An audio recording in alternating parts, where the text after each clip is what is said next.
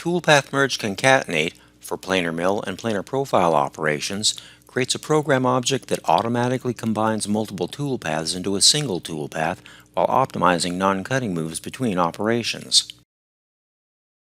We'll begin by creating a Merge Path Planar program. This option is new.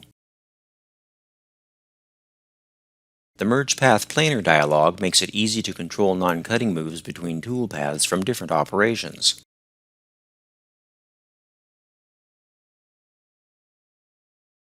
We can now drop the operations into the Merge Path Planar object. The toolpaths are combined in the Merge Path Planar object, and the specified non-cutting moves are applied between the operations.